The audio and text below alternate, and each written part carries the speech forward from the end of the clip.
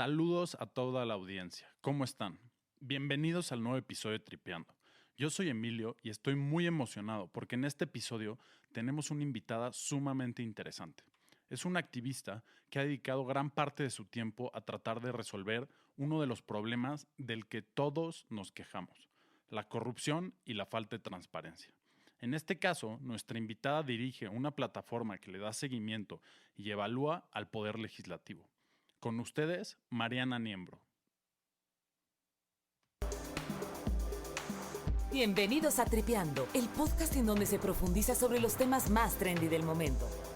Let us fight for a world of reason, a world where science and progress will lead to all men's happiness. Why do we crystallize imagination? And I have my mind. The mind needs books like a sword needs a whetstone. Through artificial intelligence could spell the end of the human race. It's one small step for man, one giant leap for mankind. Únete a la conversación y expande tu conocimiento. Mariana, bienvenida. Estamos emocionados de tenerte aquí en el estudio. ¿Cómo estás? Hola, Emilio. Muchas gracias. Gracias por la invitación. Y pues bueno, un saludo a toda la audiencia.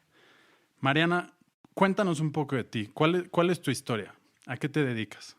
Pues mira, estudié ciencia política, básicamente porque quería entender cómo es que se tomaban las decisiones en nuestro país.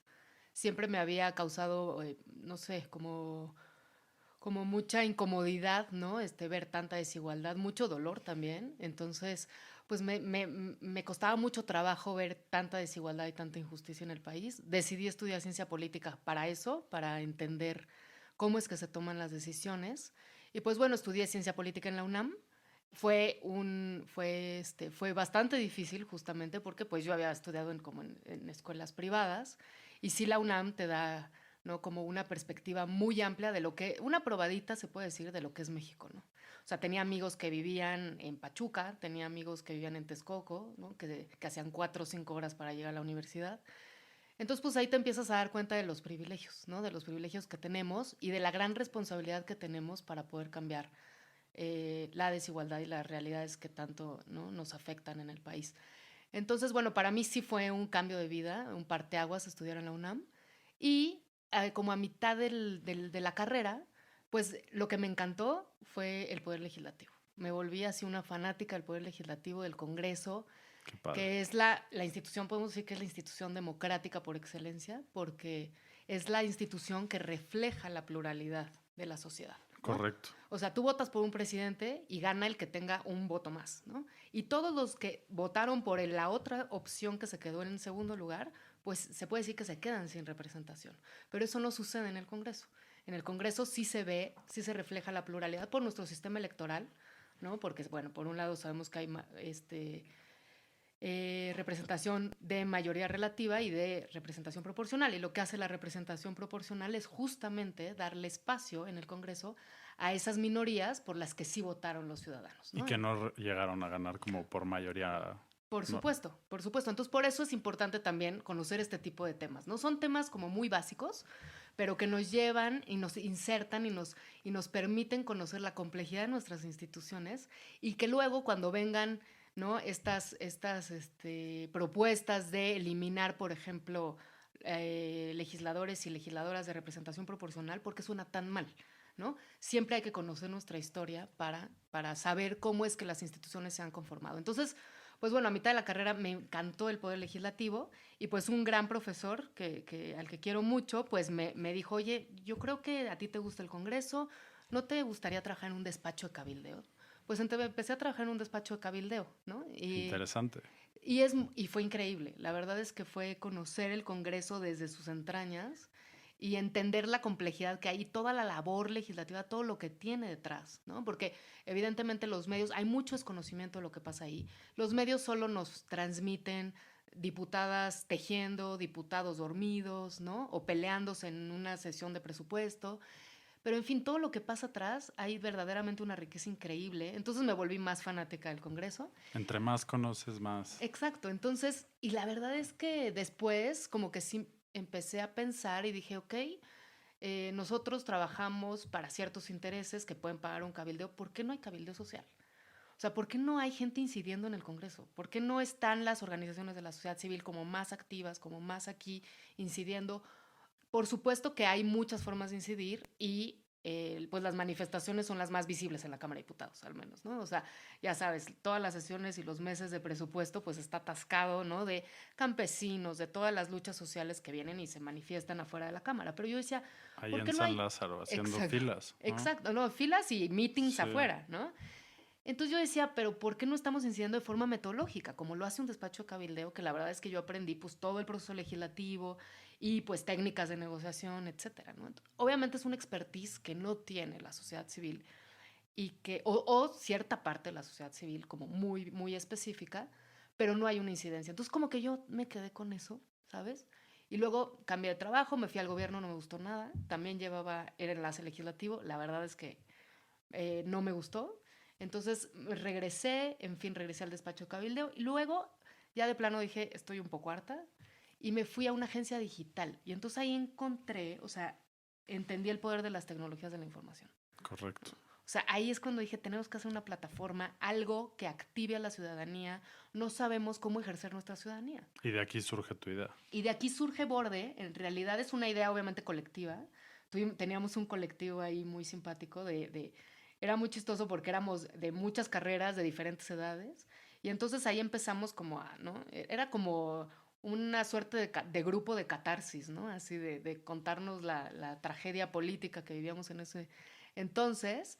Y pues la verdad es que sí surgió esta idea de hacer esta plataforma, de hacer exigibles, o sea, de poder, la ciudadanía pueda dar seguimiento a qué hacen sus diputadas y sus diputados, y un poco viendo también con miras a la reelección, ¿no? Porque Okay. pues ya se estaba discutiendo justamente la reforma política, ya se ha discutido, ya se había dicho que iba a ser vigente la reelección y creemos... ¿En qué año fue esto, Mariana? Mira, esto es 2012, o sea, Okay. justamente gana la administración Enrique Peña Nieto cuando nosotros decidimos hacer allá algo, ¿no? Dijimos, y yo sí los veía venir, o sea, creímos que si el Congreso dividido a partir de 97, que es el primer Congreso dividido con Ernesto Zedillo, o sea, el Congreso sí empezó a ganar ciertas facultades que sí, que son inherentes al Poder Legislativo, porque no las tenía por todo el contexto que el se contexto, daba del partido único y todo por esto, supuesto, ¿no? Por supuesto. Entonces eso hacía que no tuviéramos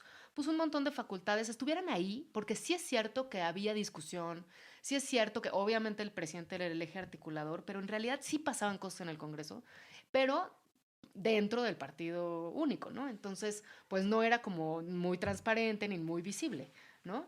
Pero lo que pasa después del gobierno dividido es que el Congreso empieza a ganar ciertas facultades, a recuperar sus facultades. Y lo que vimos con Peña era una hipótesis, fue esto se va a perder. Y pues sí, en realidad sí. Si tú recuerdas, lo primero que hace Peña Nieto con el Congreso es hacer el Pacto por México. Correcto. No significa más que poner encima del Congreso otra superestructura que tomara decisiones por afuera del Congreso, ¿no? Y que influyera en el Congreso. O sea, en cierto sentido ponían la agenda de este pacto y se traducía a lo que pasaba en las cámaras. Exacto, pero por ejemplo, digo, está todo documentado, pero esa legislatura no legislaba nada hasta que llegara la iniciativa del presidente, por ejemplo, ¿no? O sea, en materia de Ley Federal de Telecomunicaciones me acuerdo perfecto que estábamos siguiendo la comisión de la ley de radio y televisión y el presidente decía, no vamos a legislar hasta que llegue la del presidente, cuando ya todos los partidos tenían iniciativas. En fin, sí se fueron perdiendo y las comisiones se fueron desgastando. Entonces, cuando empezamos a pensar Borde, dijimos, ¿cómo vamos a acercar a la ciudadanía a temas que sí son muy complicados, que son muy jurídicos, que no están en un lenguaje ciudadano? Obviamente, también por ciertas cosas, ¿no? O sea, creo que sí la democratización en el lenguaje y esto no había, como que no se había iniciado tanto. Entonces, lo que hicimos fue una plataforma y centrarnos en los perfiles de los legisladores. Si bien pensábamos que, pues como que la carnita del trabajo legislativo está en las comisiones, sabíamos que se iban a perder muchas de estas facultades y decidimos hacerlo por los perfiles. Porque tú en realidad, es más, hasta la fecha han mejorado mucho las páginas del Congreso, pero tú quieres buscar información sobre quién votaste y quién es el que te representa, y tienes que dar 10 clics al menos, ¿no? Correcto. O sea, sí. antes en la Cámara de Diputados, te juro que no existía, o sea, ahorita ya al menos dicen qué comisiones está. Antes lo único que te decía era en qué edificio y cuál era su número de fax, ¿sabes? Sí, O sea, es estamos años difícil luz. acceso a toda la información que hay, Exacto. que sale de ahí. Exacto, entonces dijimos, ¿por qué no hacemos una plataforma en donde venga hasta la carita del hombre y con todo lo que ha hecho?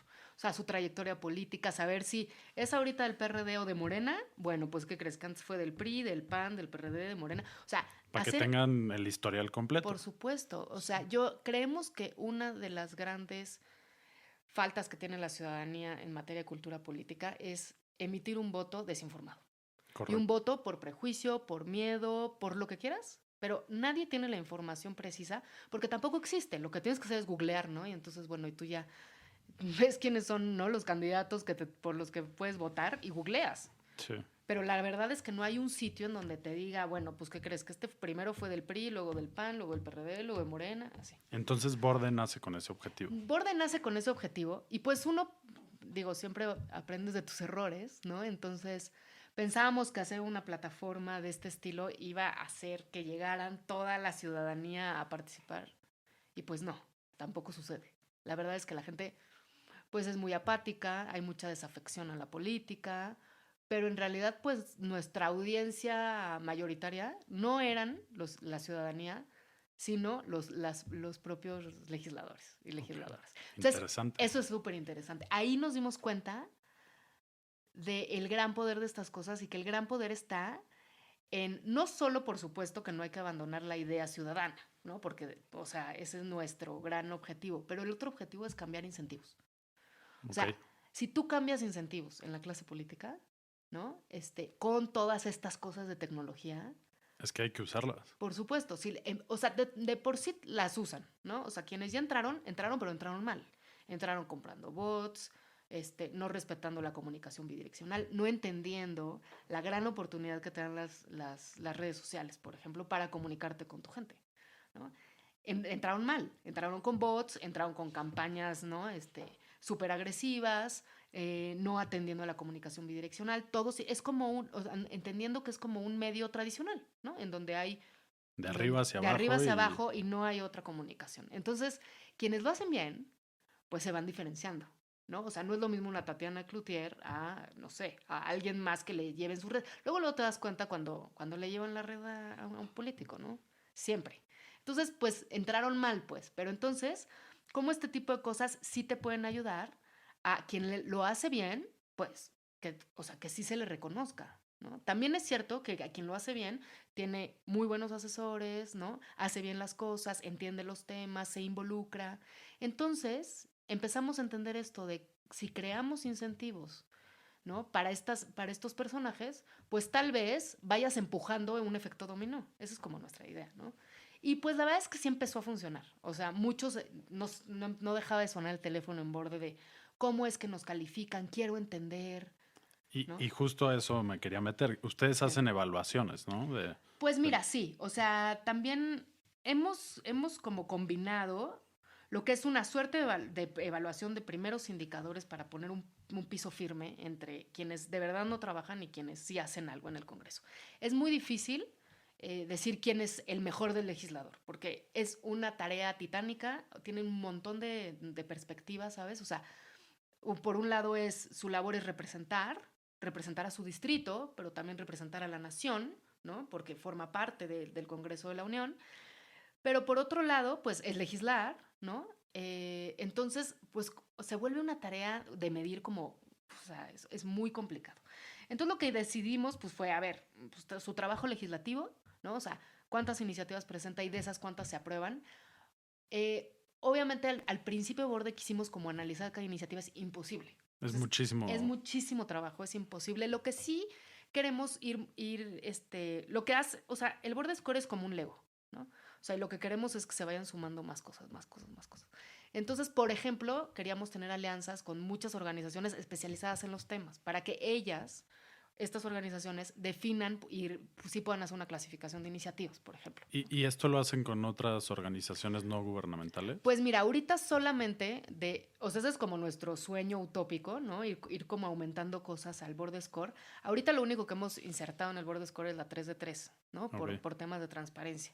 Pero sí, para hacer un poco más un poco más serio y con más contenido la parte del trabajo legislativo, sí creo que sería muy interesante abrir estas alianzas con organizaciones en la materia para que nos vayan diciendo verdaderamente qué se está legislando, cuál es la calidad de las cosas que están legislando, ¿no? Porque eso es súper importante. Correcto. Es súper importante. Entonces, regresando al Board Score, parte del score es el trabajo legislativo, que son las iniciativas que se le hayan aprobado, porque tenemos legisladores que cada sesión presentan 2, 3 iniciativas, pero les vale, ni las conocen y les vale, ¿no? O sea, su proceso legislativo, o sea, se las dio a alguien más. Se las dio a alguien más, ya sabes. Entonces, o sea, nosotros obviamente creemos que si él cree en sus propuestas, pues va a estar atento a el trabajo en comisiones, a cabildear bien, a estar atrás de su propuesta, a abrir espacios de discusión, etcétera, ¿no? Sí, de acuerdo. Entonces, bueno, pues ahí obviamente se nos caen muchos,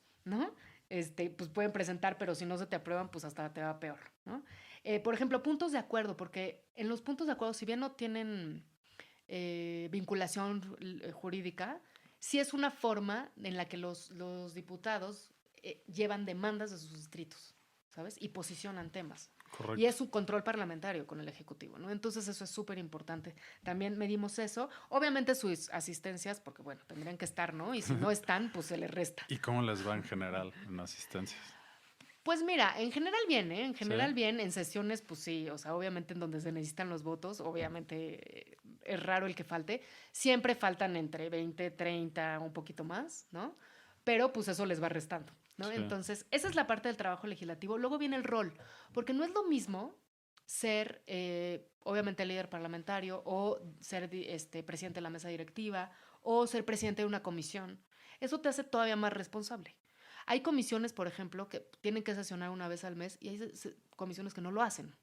Entonces, ahí obviamente, pues se reduce la calificación del presidente que tendría que estar convocando a reuniones de comisión, ¿no?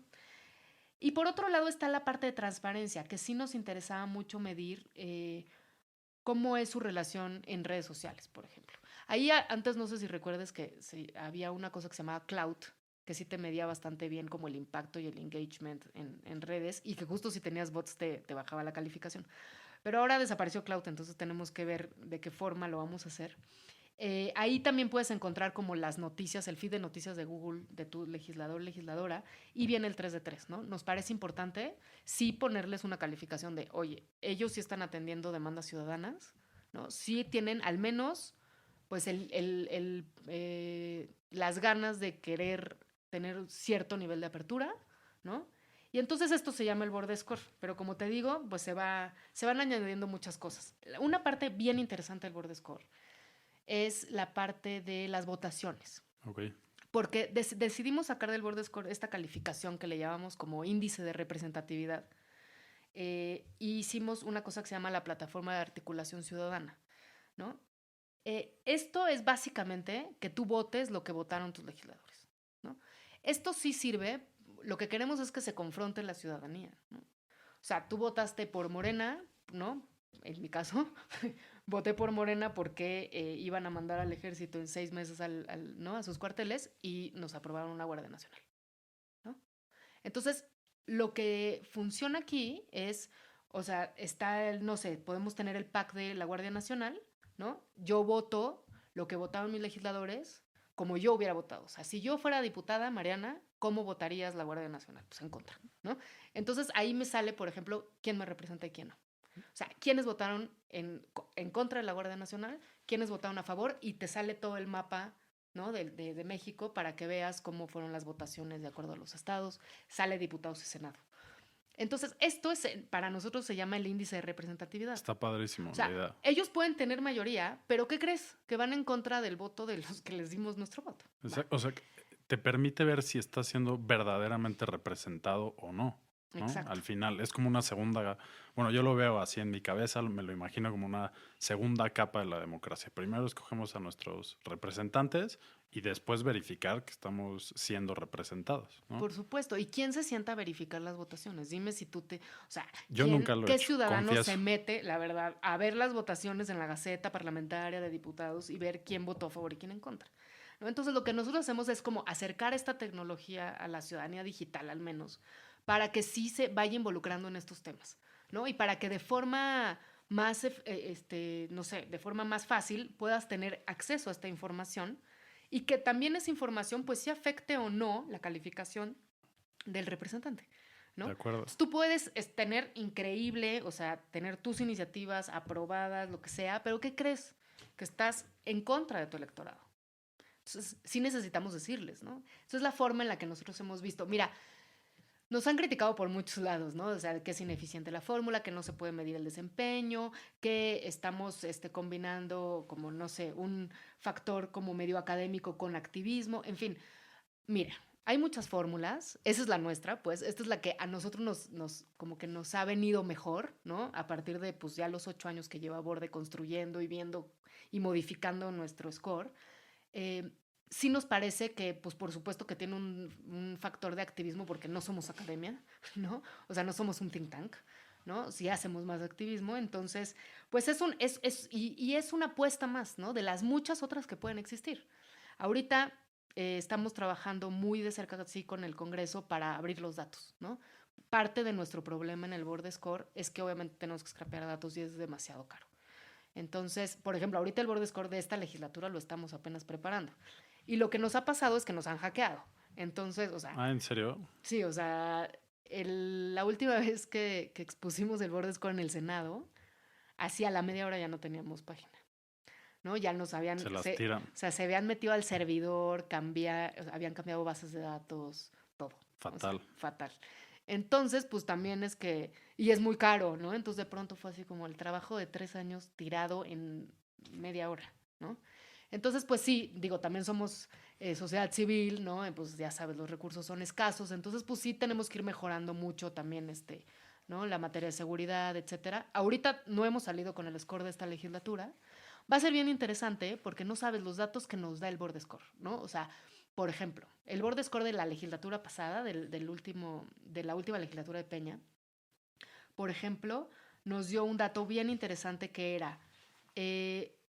las mujeres, los 10 primeros lugares eran mujeres, ¿no? Eran mujeres y pues no tenían cargos, o sea, eran las mujeres las que menos cargos tenían, pero eran las más eficientes, ¿no? Y por ejemplo, los senadores y, bueno, los representantes que tenían, que ocupaban los primeros 10 lugares, eran los partidos en general peor calificados, ¿no? También, por ejemplo, tenemos este índice de... Lo de las iniciativas nos lo han criticado mucho, porque obviamente si tú en tu fórmula... o sea, nos han dicho que incentivamos que se presenten muchas iniciativas, pero también hay como un factor de castigo a aquellos partidos que presentan más, ¿no? Okay. Entonces, de forma global... ¿Y por qué es esto? Pues porque justamente para que no sea un incentivo. Porque si obviamente tú dices, yo voy a calificar quién presenta más iniciativas y quién se les aprueba más, tal vez el se les aprueba más se les hace así como, ay, bueno, voy a perseguir 2, pero seguirían presentando. Entonces eso les califica mal, ¿no? Sí es cierto que tenemos un problema en el tema de iniciativas. O sea, las comisiones no tienen las capacidades. Además de que si podemos hablar de que las comisiones no tienen servicio profesional de carrera, ¿no? No hay gente especializada. Pero no les da la vida para revisar tantas iniciativas, ¿no? Entonces yo creo que sí tendríamos que empezar a pensar... Digo, la idea del Board Score es que nos dé justamente estos datos para pensar en qué mecanismos y qué necesitamos cambiar en el diseño institucional del Congreso para hacer un Congreso más eficiente, ¿no? ¿Y tienen una idea en mente de cómo les gustaría que se viera el Congreso? O sea, algún país que sea un ejemplo a seguir, en algún lugar que lo estén haciendo bien o que estén haciendo un camino hacia ese Congreso que nos gustaría ver a nosotros. Pues mira, en primera instancia a mí, nos gustaría ver un Congreso fuerte, un Congreso que sí le hace labor de control al Ejecutivo y al Judicial, ¿no? Tenemos un Congreso que siempre pues, va muy acompañando al presidente, ¿no? O sea, ahorita pues tenemos una mayoría aplastante. Peña Nieto tuvo una mayoría pues construida con sus alianzas, ¿no? Pero la verdad es que no es un Congreso que asuma su facultad de contrapeso al Ejecutivo, ¿no? O sea, lo que tendrían que estar haciendo las comisiones es haciendo marcaje personal al cómo se ejerce la política pública y el presupuesto en su materia. Eso no lo vemos, ¿no? No vemos comisiones fuertes. Y para mí, una de las funciones primordiales de la Cámara de Diputados, por ejemplo, es evidentemente el presupuesto, ¿no? O Totalmente de acuerdo. Imagínate que tengamos una comisión de presupuesto como la de Estados Unidos. O sea, que tengamos un consejo fiscal. Que tengamos, o sea, tenemos el Centro de las Finanzas Públicas, que la verdad es que todos estos centros y toda la Cámara en general ha sido repartida por cuotas políticas, ¿no? En toda su historia. Entonces, imagínate que tengamos un consejo fiscal, ¿no? O sea, un consejo que sí siga toda la materia económica. Que tengamos en nuestras manos verdaderamente la definición del presupuesto, porque el presupuesto no lo define la Cámara de Diputados. O sea, lo aprueba. Claro, ¿no? lo aprueba, pero pues obviamente viene, o sea, y es un problema cambiar las partidas. Es un trabajo muy cañón crear el presupuesto. Por supuesto, pero lo crea la Secretaría de Hacienda. Correcto. Ahora, si nos vamos tiempo atrás, al inicio del Parlamento británico, o sea, el Parlamento nace con el poder de la bolsa. Ellos definían y ellos le decían al rey, o sea, cómo iba a estar el reparto de dinero, pero ellos lo decidían, ¿no? Y entonces aquí sí tenemos una suerte, ¿no? Como o sea, de cambio de estafeta, ¿no? O sea, porque quien arma el presupuesto, por supuesto, es Hacienda, porque es la propuesta, ellos necesitan, ¿no? Ellos tienen los datos, saben cuánto vamos a ingresar, cuánto vamos Pero eso lo tendría que tener la Cámara de Diputados, o sea, eso es a lo que voy. O sea, eso sería un consejo fiscal. Ok. El consejo fiscal tendría que estar, o sea, la Cámara de Diputados tiene que tener este organismo que sí le permita tener ese conocimiento presupuestario y de finanza pública, ¿no? Para que cuando venga, por supuesto, cuando venga la Secretaría de Hacienda, pues por eso existieron los moches en algún tiempo, porque sabían que era el dinero que iba a permitir que les podían repartir a los diputados y a las diputadas para poder aprobar su presupuesto, ¿no? A mí, ¿qué me encantaría? Tener un Congreso fuerte, servicio profesional de carrera, que tengamos verdaderamente comisiones que hagan su labor, y esto fortalecería muchísimo. Y no importa quién llegue a la Cámara de Diputados. O sea, tendemos mucho a pensar que, por ejemplo, recuerdo que empezando esta legislatura salió una nota de Sin embargo que decía, no recuerdo el porcentaje, pero era altísimo. O sea, como el 60% no tienen licenciatura, ¿no? Y como diciendo como si fuera algo malo. Como si fuera algo malo. Entonces yo lo tomé así y dije, ok, lo voy a poner. Hice una encuesta en mi Twitter y el 70% estaba enojado. No puede ser que no tengan estudios, en un país tan desigual como México, ¿no? Entonces, el Congreso hay que entender que su labor es representar, tiene que ser meritocrático, como otras instancias que sí te piden requisitos, que sí tienes que tener cierto expertise, ¿no? Para entrar a instituciones en donde se toman decisiones económicas, etcétera. O sea, la labor del Congreso es otra. Y ahí voy justo a la ausencia de ciudadanía. De acuerdo. Es otro tema súper interesante. No sabemos qué hacen los legisladores. O sea, si preguntamos, alguna vez hicimos una encuesta en la calle y era de, oiga, ¿y a quién cree el espacio público? ¿Qué es el espacio público? Ni idea qué era el espacio público. Ok, ¿y de quién es el encargado del espacio público? No, pues el presidente, ¿no? O sea, de verdad tenemos un desconocimiento absoluto de cuáles son los niveles de gobierno, cuáles son las diferentes instancias y cuáles son sus facultades, ¿no? Y yo agregaría a eso, ¿quiénes son sus representantes? Yo creo que la gran mayoría de la gente no sabe ni quién es su diputado, ni quién es su presidente municipal o alcalde. Yo creo que ahí hay un problema que para mí es súper grave. Sí, definitivamente. Y te voy a decir, por supuesto que yo he reflexionado mucho este tema de la ciudadanía y por supuesto que en un país tan desigual y con tanta pobreza y tantas necesidades, por supuesto no les podemos pedir, ¿no?, a muchas personas que ejerzan su ciudadanía, porque eso es tiempo, ¿eh? O sea, obviamente sí tienes que sacrificar tiempo de ocio, ¿no?, para poder estar participando. Pero por eso justamente nace Borde. Y esa es otra de las críticas que nos han hecho, porque pues la brecha digital es muy grande. Pero cuando empezó Borde, revisamos las cifras de Facebook. Y en 2012 Facebook tenía en México 50 millones de usuarios. Ahora tiene 70, ¿no? Entonces, pues ahí es en donde dices, bueno, 50 millones de usuarios, pues Peña Nieto ganó con 16 millones. O sea, imagínate, ahí está la audiencia que además va a tomar decisiones que van a votar, que son los chavos, ¿no? Entonces, ¿cómo es que obviamente utilizas las tecnologías para así llegarle a esa gente y que ahora de verdad se comprometan, ¿no? A 5 minutos de su tiempo en Facebook, ¿me entiendes? O sea, sí dedicárselo a cosas políticas. De ¿no? acuerdo. Y entender, es que es verdaderamente entender, ¿no? O sea, nos han, obviamente, somos muy ignorantes en la materia, y entonces dices, no, es que la política, la política yo no le entro, en la política no sé si a ti te tocó porque eres muy joven, pero en las mesas en la mesa de religión y política no se habla, y tú, ¿por qué no? Sí, yo quiero discutir O sea, ¿cómo mis que ideas. por qué? Por Yo supuesto. siempre he dicho eso. ¿Por qué no vamos a hablar de política en la mesa? Por supuesto, ¿no? Entonces, cada quien tendrá sus puntos. No se tiene que convertir en pelea. Pero sin duda cada quien tiene que expresar lo que siente, ¿no? Por supuesto, pero se convirtió en un tabú, ¿viste? O sea, sí es como, no puedes, de política no puedes hablar, ¿no?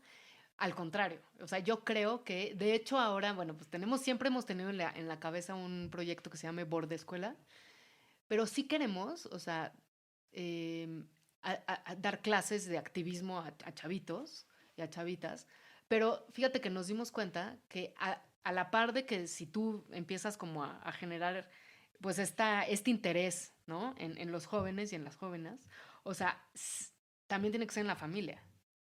Y nos pasa con gente muy chavita que ha trabajado en Borde. Ahorita Juliana, que nos lleva a redes y hace comunicación, dice, yo en Borde, la verdad es que descubrí un mundo que no conocía y me encanta, ¿no? Pero voy a mi casa y me dicen que por qué hablo de esas cosas, ¿no? Mucho sí es el del núcleo familiar. O sea, de acuerdo, ¿no? Totalmente de acuerdo. Y aquí en Tripeando nos encanta hablar de tabús, pero sí, creo que hay un trabajo importante que hacer ahí también. O sea, en la educación de las personas desde el núcleo familiar. Totalmente de acuerdo. Y otra pregunta, Mariana. Dime. ¿Cómo ves tú la tecnología siendo utilizada para todas estas cosas? Transparencia, combate a la corrupción, información para los ciudadanos, educación. ¿Cómo ves que va a ser el cambio en, no sé, los próximos 5 o 10 años? Pues mira, yo creo que sí hay instituciones apostándole a la tecnología, y no solo instituciones, sino sociedad civil, ¿no? Una de las cosas que más le preocupa a las instituciones y a la gente que está en las instituciones, y que es obviamente, estos temas pues han ido muy deprisa, ¿no? Entonces, y tú sabes que la burocracia y las instituciones pues son muy lentas a veces, ¿no? Entonces, uno de los grandes desafíos para poder verdaderamente avanzar en una inclusión tecnológica es, pues sí, cambiar mentes, ¿no? Y pues obviamente los cambios culturales son los más difíciles, pero ¿por qué? Porque yo creo que los funcionarios luego se sienten dueños de la información, ¿no? O tienen un montón de miedo de que salga su información, y ¿por qué los ciudadanos quieren conocer esto? O sea, creo que sí hay que trabajar mucho en esta cosa de la información es pública. Y si es pública es de todos y todos la pagamos, entonces pues nos tienen que rendir cuentas, ¿no? Yo creo que el avance tecnológico se ha ido viendo como, ¿no? Flashazos así en diferentes instituciones, pero yo creo que ya hay instituciones como el INAI, ¿no? No sé, CONAPRED sacó también una plataforma increíble de inclusión. O sea, hay esfuerzos aislados, ¿es cierto? Esfuerzos aislados por sí incrementar y mejorar desde plataformas, ¿no? O mecanismos de participación. O sea, sí vamos tarde, déjate digo, porque nosotros que le damos seguimiento al Congreso, o sea, hay congresos latinoamericanos que tienen unas plataformas increíbles, o sea, de debate, ¿no? De iniciativas online, o hay un laboratorio hacker increíble en la Cámara de Diputados de Brasil. O sea, vamos muy tarde, pero yo creo que sí hay cada vez mayor entendimiento por parte de las instituciones para abrir este tema, y pues es nuestra labor, ¿no? O sea, no solo Borde, sino mucha sociedad civil, que sí impulsamos como pues, espacios como el Parlamento Abierto, de Gobierno Abierto, ¿no? Para tener más datos, ¿no? O sea, tener más datos permite, obviamente, generar alrededor de las instituciones ecosistemas tanto de academia, de sociedad civil, de ciudadanía activa, ¿no? Que vayan utilizando esa información y se vayan generando plataformas, porque no tienen que ser nada más plataformas del gobierno, ¿no? O sea, el gobierno lo que tiene que hacer es incentivar que estén los datos, abrirlos, ¿no? Para que quien quiera hacer una plataforma o una innovación tecnológica tenga los insumos para poder otorgar soluciones, en fin, ¿no? ¿Y ustedes cómo hacen la comunicación a las personas que lo siguen? ¿A través de redes sociales o tienen alguna colaboración con medios de comunicación tradicionales? Pues mira, teníamos uno con La Silla Rota y así eventualmente con Animal Político, etcétera, pero básicamente es por nuestras redes. Ok. O sea, por nuestras redes es que le damos seguimiento pues a ciertos temas del Congreso, ¿no? Y pues formamos muchos colectivos, ¿no?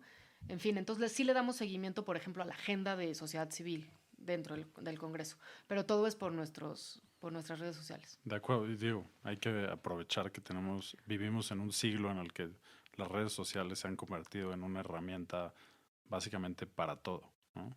Exacto, porque es increíble lo que puedes hacer con las redes sociales. O sea, articulas intereses y te encuentras con gente que en otros momentos y en otras circunstancias, o sea, que jamás conocerías, ¿no? Entonces, sí hay que aprovechar eso y la verdad es que, pues digo, entrarle es obviamente encontrar pues también temas y identificar actores de cambio siempre, ¿no? Creo que ahora es un momento de las redes complicado, pero yo creo que hay que cambiar las narrativas, ¿no? Me parece que evidentemente hay mucha polarización. Hasta yo misma le he bajado al Twitter muchísimo. En Twitter es impresionante, uno se mete a Twitter y siempre hay o los azules o los rojos. O sea, es muy difícil no encontrar que la discusión está totalmente matizada. Y eso se me hace también algo muy grave. Sí, es gravísimo, pero yo creo que quienes no estamos ni en uno ni de otro, pues sí podríamos generar nuevas narrativas, ¿no? Yo creo que es súper importante terminar pues me parece que sí empezó a haber una espiral de silencio importante y que yo creo que en una democracia pues no tendríamos que tener este tipo de prácticas, ¿no? De acuerdo. Oye, y hablando ahora de que tú conoces bien los datos del Poder Legislativo, ¿cómo vamos en equidad de género en nuestros representantes? Pues mira, esta es justo como su eslogan lo dice, esta es la legislatura de la equidad. Es la primera vez que está equiparado las cámaras, el Congreso Federal. Ha sido bien interesante cómo obviamente a partir de todas las reformas políticas y también las resoluciones de los tribunales electorales, cómo es que obviamente la cuota y esto han funcionado para que se abran más espacios para las mujeres, ¿no? Y como bien sabes, pues se acaba de aprobar la reforma constitucional en materia de paridad en todos los niveles, en todos los niveles de gobierno, ¿no? Entonces... Y hay un hashtag, ¿no? Sí, hashtag paridad en todo. Correcto. No, yo creo que es una gran reforma, yo creo que es un gran paso. Obviamente hay un montón de discusión, que lleguen las que están preparadas, pero siempre, o sea, la forma de tú identificar un comentario sexista es volteándolo, ¿no? ¿Y cuándo le hemos exigido a los hombres que ¿me entiendes? De acuerdo, sí. Entonces, ahí es cuando te das cuenta que tienes un comentario sexista. Entonces, bueno, yo creo que es fundamental abrir espacios. O sea, no es cierto que tú por ser mujer, por supuesto que hay historias así, ¿no? Hay historias de mujeres, ¿no? Que nunca la dejaron estudiar lo que quería, ¿no? Que dedicó su vida, ¿no? A poder realizar su objetivo y lo logró. Pero no son la mayoría, ¿me entiendes? O sea, sí necesitamos generar, o sea, y acortar brechas, ¿no? Y esta reforma lo que hace es acortar brechas absolutamente. O sea, porque si hay mujeres, es más, yo ahorita estoy haciendo un scouting como de diputadas locales, diputadas y diputados locales que se dediquen al tema de finanzas y para mi sorpresa, hay muchas mujeres presidiendo las comisiones de presupuesto y de Hacienda en muchos congresos locales, ¿no? Entonces, sí es bien interesante cómo abriendo espacios, pues por supuesto que se llenan, ¿no? O sea, por supuesto que hay mujeres que sí cubren los perfiles. De acuerdo, sí. Entonces, es una reforma constitucional muy importante. Ahora, lo importante, así como cualquier reforma constitucional, así como la reforma constitucional en materia de derechos humanos, así como ¿no? el cambio en el sistema penal, o sea, el gran reto es lo que sigue, ¿no? O sea, esta lucha no acaba aquí. Entonces, lo que viene son cómo vamos a implementar y cómo vamos a hacer realidad esa paridad, ¿no? Es fundamental porque yo creo que el tema de violencia contra la mujer no podemos permitir esto más. Entonces, pero sí es un cambio cultural, ¿no? Entonces, sí es una labor en la que tenemos que entrar todos, en quitarnos estas etiquetas, ¿no? Y tener miedo a que, ¿no? O sea, pues trabajar muchas cosas de fondo, ¿no? De acuerdo, todo está en el fondo. O sea, al final lo que tiene que cambiar es la forma y el fondo, ¿no? No solo la Por forma. supuesto, entonces, pues esa reforma es un gran avance, ¿no? Es una lucha de mujeres de todos los partidos, de todos los colores, de todas las edades, ¿no? Y de muchas mujeres que nos antecedieron, ¿no? Y que dieron su vida por esta lucha paritaria. Pero yo creo que el gran reto va a venir ahorita con cómo implementamos eso, ¿no? Y cómo detenemos la violencia, porque puede ser que, pues entonces, o sea, no sabes, los temas de violencia política en todos los partidos es un problema transversal. Entonces, sí necesitamos entrarle al tema de violencia en contra de las mujeres porque es muy grave, ¿no? Sí, estoy totalmente de acuerdo. Oye, y ya por último, creo que ha sido una plática muy interesante, hemos cubierto un par de temas. ¿Qué recomendarías a los ciudadanos? ¿Cómo les dirías que se involucren en la vida política? Pues primero entender que, o sea, que no te puede no gustar la política, vaya, ¿no? O sea, ¿qué es ser político? Es asumir, ¿no? Es asumir una postura con respecto a lo público, ¿no? Lo público pues nos compete a todos. O sea, así seas ambientalista, biólogo, lo que sea, o sea, en algún momento, por supuesto que todo esto te trastoca tu vida, ¿no? La política te trastoca. ¿Por qué? Porque se definen impuestos, porque se definen políticas, no sé, migratorias, etcétera, hacendarias, o sea, todo te afecta. Vives en una sociedad y tienes que formar parte de esa discusión, ¿no? Entonces, los temas públicos te tienen que importar porque sales y hay inseguridad, y sales y hay contaminación. Entonces, o sea, tenemos que asumir, ¿no? Que ser ciudadano es ser habitante de este mundo, en primera instancia, ¿no? Y que eso sí conlleva un montón de responsabilidades. Ahora, en este México desigual, pues sí, unos tenemos más responsabilidades que otros, ¿no? La verdad es que quienes tenemos privilegios, quienes pudimos estudiar, quienes tenemos acceso a las tecnologías, acceso a conocimiento, o sea, sí necesitamos involucrarnos más, y hay un montón de cosas y de formas de cómo involucrarte, ¿no? Hay un montón de redes, sociedad civil de todos los temas, de todos los colores, de lo que quieras, ¿no? O sea, ya no hay, vaya, falta voluntad, ¿no? Y entonces esa voluntad que decimos que no tienen los políticos para tomar decisiones, pues tampoco la tiene la ciudadanía, ¿no? Sí es un tema de voluntad y de convicción. Entonces, primero yo creo que pues sí hay que reflexionar, ¿no? Necesitamos reflexionar en que lo público nos tiene que importar y que sí se necesita de nuestra participación para balancear, ¿no? El desequilibrio que hay en estos temas de corrupción y de que obviamente ubicamos a los políticos como unos gordos horribles que se comen nuestro dinero y se llevan, no sé qué. O sea, sí, ¿no? Yo creo que también es importante matizar. Es importante entender justamente o sea, qué es la política, ¿no? Que la política pues no es más que articulación de intereses, pero la articulación de intereses tiene que ser para todos, y para que sea para todos, pues todos tenemos que estar vigilando, ¿no? Entonces, si queremos que verdaderamente México cambie y los políticos cambien, pues los políticos no vinieron de Marte, ¿no? Vienen de nuestra sociedad enferma y desarticulada. De acuerdo. Entonces, no vinieron de Marte, o sea, no vinieron los marcianos y nos vinieron a los marcianos a México ¿no? A gobernarlos. No.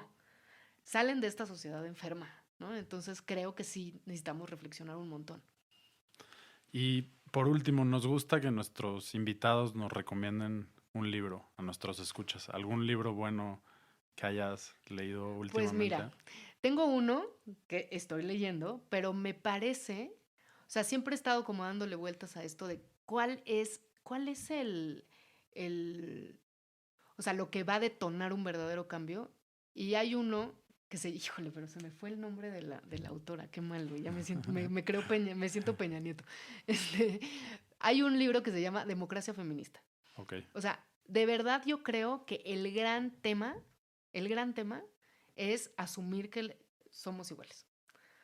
O sea, no va a avanzar nuestro mundo ni la humanidad si seguimos con esta dominación, ¿no? O sea, hay mujeres maravillosas, ¿no? Que pueden asumir cargos, etcétera, pero hay una violencia generalizada que esto ya no puede seguir. Entonces, eso yo creo que ahora yo soy así, todas mis lecturas son feministas, ¿no? Democracia feminista, y sin duda a quienes de verdad este tema del feminismo les hace como, ¿no? Les saca ronchas, y no lo entendemos, porque la verdad es que, digo, yo llegué tarde al feminismo, pero es una cosa como difícil de comprender, ¿no? Con nuestras estructuras, ¿no? Patriarcales que tenemos en la cabeza, pero hay uno muy bonito que es así chiquito, que lo pueden leer de verdad en una sentada, así, después de cualquier cosa, que se llama Todos somos feministas, de una activista nigeriana maravillosa que se llama Chimamanda Ngozi, ¿no? Ngozi, bueno, una cosa así nigeriana muy extraña, pero se llama Todos debemos ser feministas, ¿no? Yo creo que eso de verdad es el fondo, o sea, de la empatía social. O sea, creo que lo que nos hace falta para activarnos como ciudadanos, para estar más involucrados, es empatía, ¿no? Y empatía con las mujeres me parece que es fundamental trabajar eso y trabajar diario ese tema para poder verdaderamente abrir los ojos. Ya una vez que abres esos ojos, ¿no? Yo creo que ya no hay vuelta atrás. Entonces ahí es en donde te enganchas con el cambio. De acuerdo. Pues muchísimas gracias por las recomendaciones. Yo estoy de acuerdo que todos debemos de ser feministas. Y yo creo que sí, es una lucha que ya tenemos que asumir y hablar de ella en todos los espacios, ¿no? O sea, porque es como el grillito que nos está cantando y que sabemos que ahí está.